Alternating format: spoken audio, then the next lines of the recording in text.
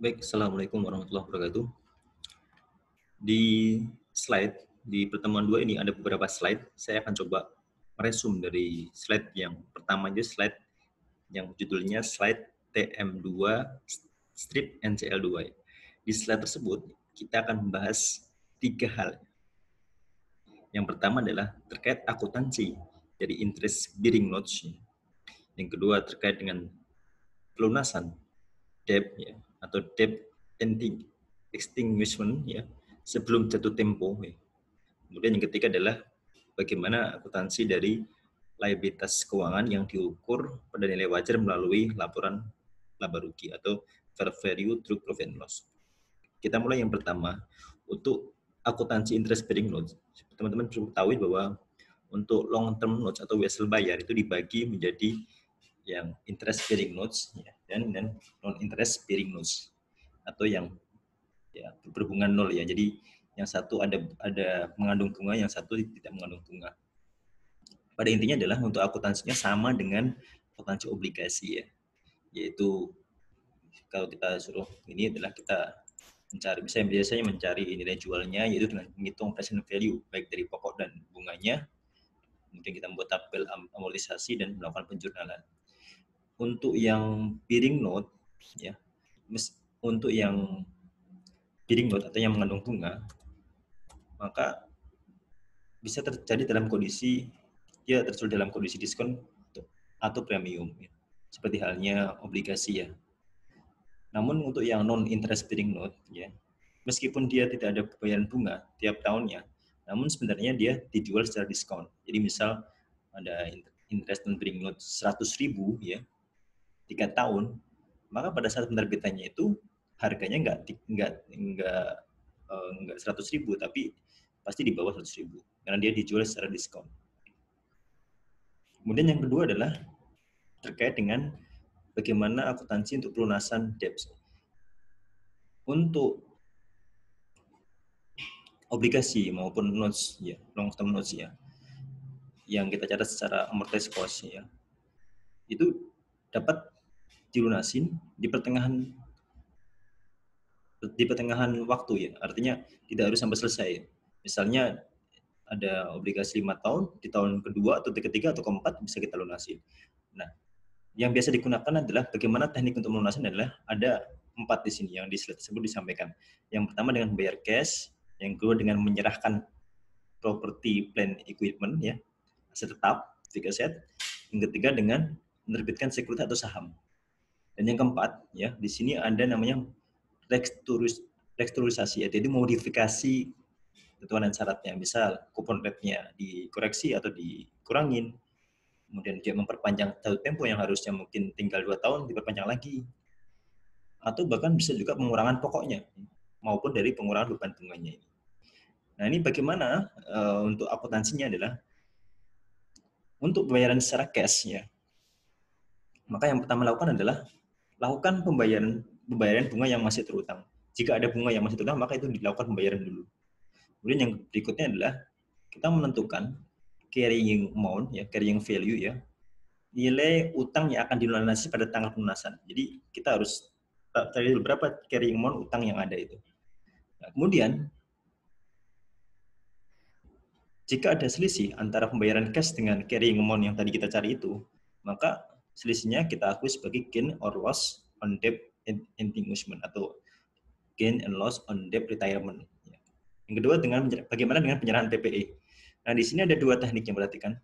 Yang pertama adalah kita lihat dulu, karena PPE ini kan tercatat di laporan keuangan kita, maka kita harus hitung ya, selisih antara book value ya, book value atau carrying amount di laporan keuangan perusahaan itu dengan fair value aset tersebut pada saat penyerahan atau pelunasan itu. Nah, selisihnya itu kita akui sebagai loss or gain on disposal of asset ya.